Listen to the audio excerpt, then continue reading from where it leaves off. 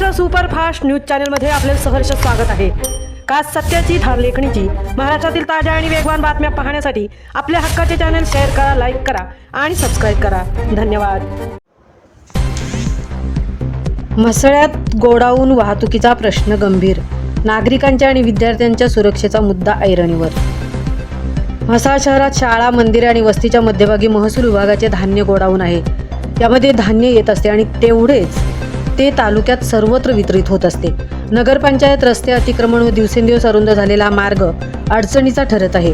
सुमारे 20 ते 30 टन अवजड वाहनांमुळे अपघाताचा धोका। यामुळे म्हसळा शहरातील नागरिक आणि शाळकरी बाल विद्यार्थी त्रस्त झाले आहेत। गोडाऊन स्थलांतराची किंवा पर्यायी रस्त्याची मागणी पुन्हा जोर धरत आहे।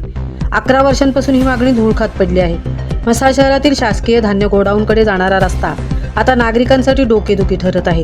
नागरी वस्ती, शाळा आणि मंदिराच्या परिसरातून जाणाऱ्या या मार्गावर अवजड वाहनांची सततची वर्दळ सुरू आहे। रस्त्यालगतचे अतिक्रमण आणि खाली आलेले CCTV व इंटरनेट केबलमुळे वाहतुकीत अडथळे निर्माण होत असून अपघाताचा धोका वाढला आहे। विशेष म्हणजे गोडाऊन अन्यत्र हलवावे किंवा पर्यायी बायपासवरून रस्ता करावा अशी मागणी माजी नगराध्यक्ष दिलीप कांबळे यांनी तब्बल 11 वर्षांपूर्वी केली होती। आता ते पुन्हा राजकीय सक्रिय होत आहेत। मात्र आजही हा प्रश्न कायम आहे। लोकप्रतिनिधी तेच आहेत अशी नागरिकांच्या चर्चा आहे। वृद्ध, महिला, विद्यार्थी आणि भाविकांच्या सुरक्षेच्या दृष्टीने तातडीने उपाययोजना करण्याची मागणी नागरिकांकडून होत आहे। महाराष्ट्र सुपरफास्टसाठी संजय खांबेटेसह तृप्ती भोईर, म्हसळा। और क्या क्या तकलीफ होती है आपको? सब वो घर उधर देखो, घर का है ना, वो घर का तो उधर घर का भी वो इतना इतना गैप बचता है खाली। अभी उधर भी टच होता है, क्या क्या करेंगे। ठीक है।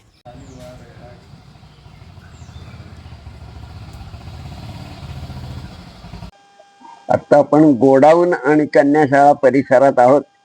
काही सामाजिक कार्यकर्ते आपल्या समोर आहेत, त्यांना विचारून घेऊया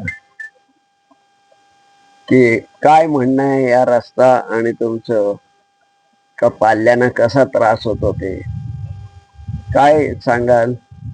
तर सर्वप्रथम महाराष्ट्र सुपरफास्ट चॅनलचं खरोखर कौतुक करावं, तितकं कमी आहे। वेगवेगळे असे धाडसी प्रश्न, जनतेचे प्रश्न आज तुम्ही मांडताय आणि त्याच्यातून मार्ग काढण्याचा जो आवाज तुम्ही जनतेचा निर्माण करतायत, तर सर्वप्रथम तुमच्या त्या चॅनलचं देखील खरोखर कौतुक करावं असं वाटते।